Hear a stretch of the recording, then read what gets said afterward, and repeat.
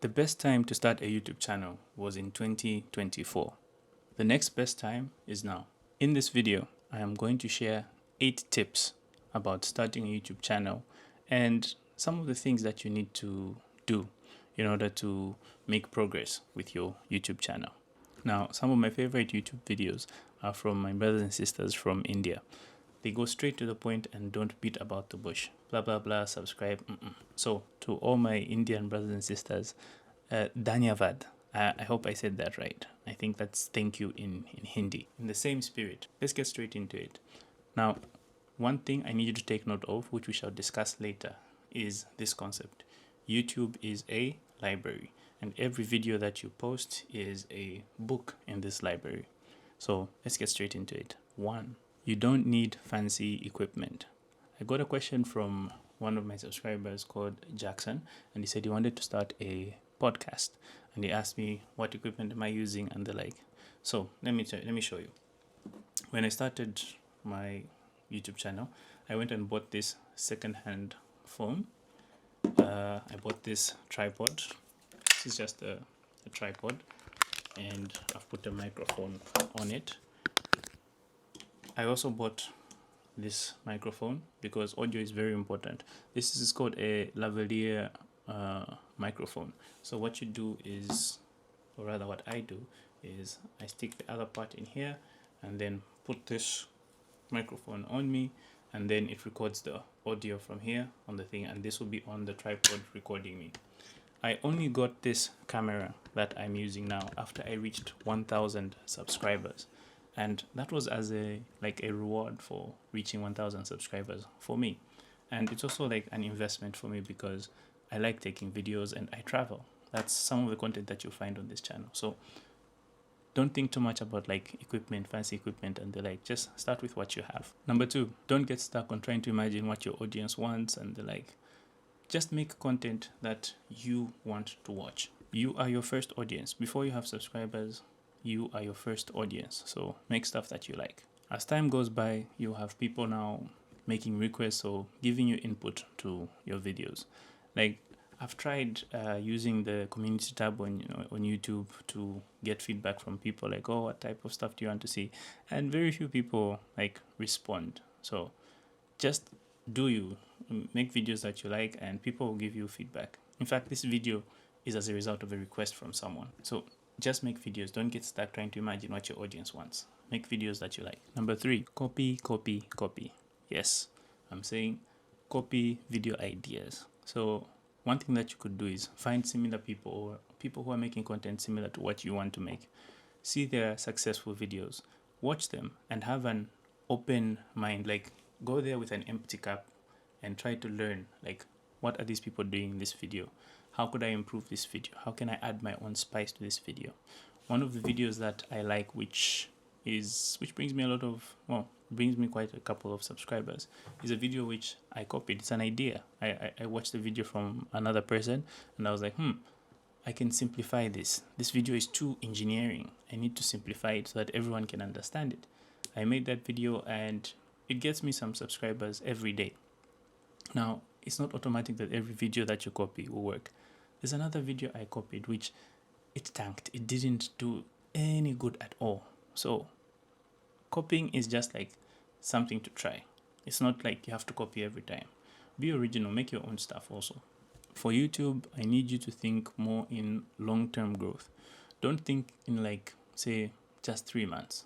Like if you only think in short term, you're not going to go very far. Like if I had decided and said I want to get say 1,000 subscribers by 6 months, I would not have continued my YouTube because I only got to 1,000 subscribers at 7 months. Now imagine if I had like a short-term mentality. You need to think long-term. Your videos will stay on YouTube for as many years as possible. Like today I watched a YouTube video from 2015. It's on someone's channel. Just imagine 2015 to now, like that's 10 years. So think about it. Think more in long term than short term. So when you're producing your videos and making videos, think, this video will be on for the next 3-4 years and my growth will be for 3-4 years. So at any given point in time, your channel is actually growing. but the rate at which it grows differs depending on the content that you're putting. So never think that you're not making progress when you look at the short-term analytics or the short-term results. Think in the long term, and then you'll be able to see that you're actually growing. For example, one of the videos that got me a lot of views was an event which I attended, which was celebrating like Jamaicans and Caribbean culture in Japan.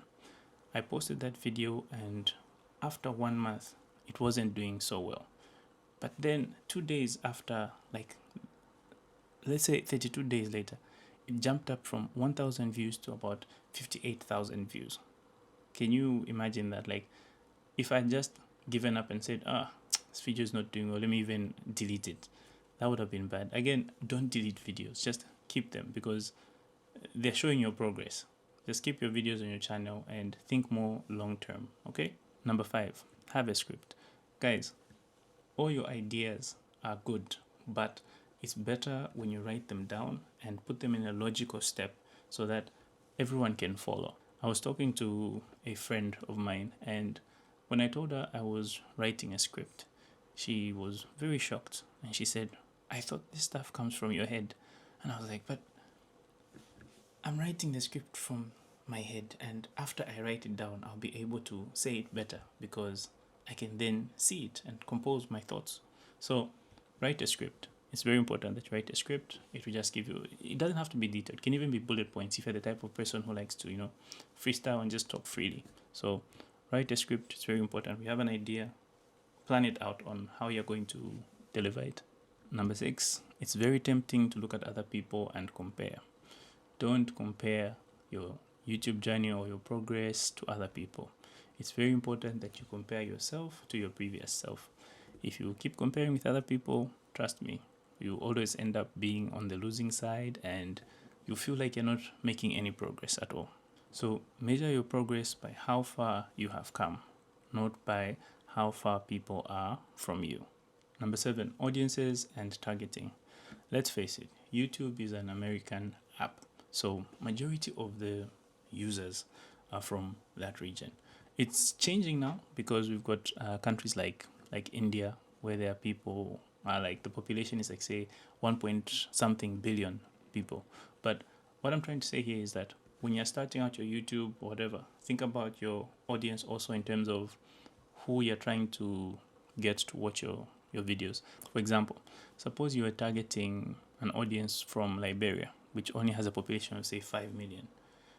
If you started a channel and you're just talking about Liberia and things like that, you might find it takes a bit longer for you to get more views compared to say you were targeting an audience say from India, where they say 1 point something billion people.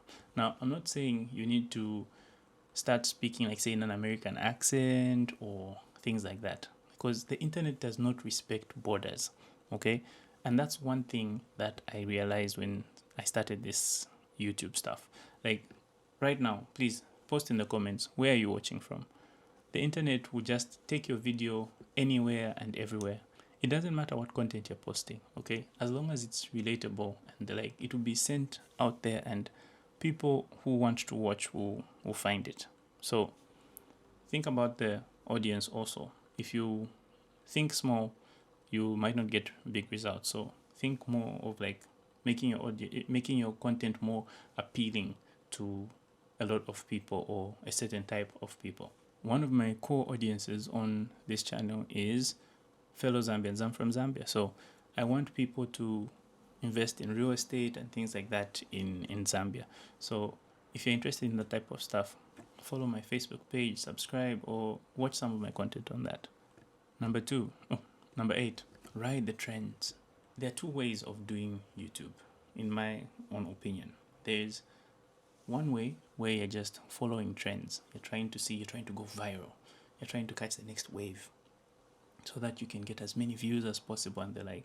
And then there's I'd say the purest way, where you just create content based on what you want to do. At some point, there's a point where your content and the trend intersect or come close, and that's where you might get like really high views. But you have to choose your way, okay? So if you use the way of riding trends and looking for trends, you might find it's a bit challenging because there are a lot of people doing that. Everyone wants to go viral. There are channels. Okay, so like this YouTube channel, I'm running it by myself, right? But there are channels which have an entire team. Like there are people who are just looking for trends. And when that trend is coming, they predict, and then they make the videos and the trend, and they're like, because, I mean, you're making money, right? So choose your style. It might be following trends, creating your own content, or a hybrid, a mix of both. So you decide. So all I'm saying is, if you get the chance to make content and ride a trend at the same time, then do it. You will see a lot of like progress in terms of the number of views you get and the number of subscribers that you get. Number 9, hard work does not equal good views or more subscribers. You can make a really nice video, like put the most effort, put the most effects, spend the most time editing and filming and perfecting, removing all the errors and things like that. But it doesn't mean you're going to get like great views or great engagement from people. Don't overthink it. Hard work doesn't translate to good performance of the video. Good performance of the video is dependent on other things like your storytelling, how you put your thumbnail, your titles, and just how you convey the information and how you distribute it and things like that. So hard work does not equate to good video performance. So keep that in mind. The best thing I would say is to just be simple and just genuine, like just use your voice, your authentic voice. Like sometimes maybe don't remove the errors in the videos, but I understand, especially if you're a perfectionist, you might not want to do that, but to each his own style. Okay, all I'm saying is hard work and effort does not mean good performance for a video. Now it seems I've actually talked about 9 things and not 8 as promised, but anyways, at the beginning of this video I talked about YouTube being a library. So let's talk about that a little bit. So if you think of YouTube as a library, it means every video that you upload into YouTube is like a book that you are submitting to the library. So you are a writer and then other people are readers or watchers. Okay, so YouTube has a librarian, and this librarian is called the YouTube algorithm. So when the librarian wants your submission, your book, you have to tell it that this is the title of my book and this is what my book is about. So when you're uploading your videos, you have to make sure that your files are named correctly, for one thing. So don't upload a file which is say file 55432, but it's a video about how to bake a cake. Name the video how to bake a cake and upload it, because you can't change that information after you upload it. That's what they call metadata, or is it data? Metadata, whatever. But the information about the video itself has to be correct so that when it's logged into the library, it has the correct, and then you can change the name or the title of the video on YouTube. That you can change anytime, but the file itself has to have the correct name so that the algorithm and thing picks it up correctly. And then you have to add tags like hashtags and things like that. So what I'm talking about is actually called search engine optimization. So after you make the really nice video, you film it, you did your script, you make a really nice video, you put a lot of hard work into it, you upload it, you also have to make it search engine optimized. So meaning the librarian has to be able to find your video and present it to the person who wants to watch it.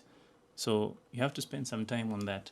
Ever since I started this channel, I've received a lot of offers from people like, we can help you with search engine optimization, because it's hard work. My only disappointment is that I have not received such a request from like a Zambian person or even an African person for that matter, which is a bit disappointing. Does it mean people don't know this stuff or what? So anyway, you have to make sure you've done your search engine optimization also. That's like my final tip for you. So I think that's a lot of information to digest. So if you enjoyed this video, hit the like button, comment. If you want, subscribe, but if you subscribe, make sure you turn on your notifications, because I don't want subscribers who don't turn on notifications from now on. So until the next time, please have a great day, enjoy yourself, and goodbye.